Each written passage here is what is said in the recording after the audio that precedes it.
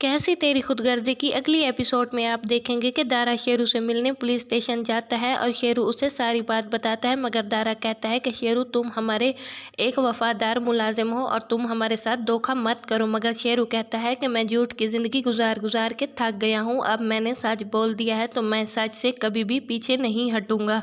इन दोनों के दरमियान यही बातें हो रही थी कि पीछे से शमशेर सारी बातें सुनता हुआ आ गया। वो बहुत ज़्यादा हैरान हुआ। ये खबर पहाड़ की तरह उसके सर पर आ टूटी कि मेरे बाबा जानी ने मेरी बीवी को मरवाने की कोशिश की थी, और वो भी मेरी शादी वाले दिन।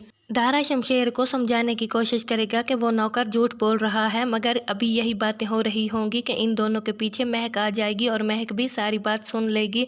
शमशेर को बहुत ज़्यादा शर्मिंदगी उठानी पड़ेगी, क्योंकि वो पहले कहता था कि तुम्हारे वालिदैन ने मेरे सामने झूठ बोला था कि तुम मर गई हो, और अब सारी बात उसके अपने बाबा जानी की तरफ आ गई है। ये सारी बात सुनने के बाद महक को बहुत ज़्यादा दुख होगा और वो शमशेर से कहेगी कि शमशेर आखिर मेरे साथ ये सब क्यों हो रहा है और आप लोग मुझे इंसान नहीं समझते। महक की ये बातें सुनकर शमशेर को बहुत ज़्यादा गुस्सा आएगा और वो गुस्से की हालत में अपने बाबा जानी के पास चला जाएगा और कहेगा कि बाबा जानी आपने ऐसा क्यों किया है, आपने महक को मरवाने की कोशिश क्यों की है।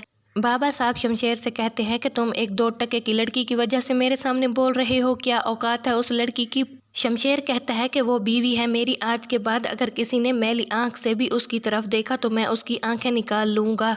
बाप बेटे की तकरार की वजह से घर में काफ़ी झगड़ा होने लगता है और सब लोग शमशेर और बाबा साहब के गुस्से को कंट्रोल करने लगते हैं, मगर वो दोनों बहुत ज़्यादा गुस्से में हैं। शमशेर की माँ बहुत ज़्यादा डर जाती है और रोती है, कहती है कि इन दोनों के गुस्से के कंट्रोल करना हमारे बस की बात नहीं है, पता नहीं क्या होगा। शमशेर की भाभी और उसकी बहन तो चाहती ही यही हैं कि इनके घर में दरार पैदा हो जाए और महक को इस घर से निकाला जाए। वो दिल ही दिल में बहुत ज़्यादा खुश होने लगती हैं। शमशेर की माँ महक के पास जाती है और कहती है कि तुम कुछ दिन के लिए अपने माँ बाप के घर चली जाओ, जब मामला ठीक हो जाएंगे तो तुम वापस आ जाना। मगर महक कहती है कि नहीं, मैं अब नहीं जाऊंगी, क्योंकि आप लोग मुझे क्यों इतना सता रहे हैं, मैं अपने वालिदैन को मज़ीद टेंशन नहीं देना चाहती। बात काफ़ी बढ़ जाती है और उसकी सास उस पर हाथ भी उठा लेती है, मगर महक कहती है कि मैं अब तक बहुत चुप रही हूँ, अब मैं चुप नहीं रहूँगी, आपने मुझ पे हाथ क्यों उठाया है अम्मी जान।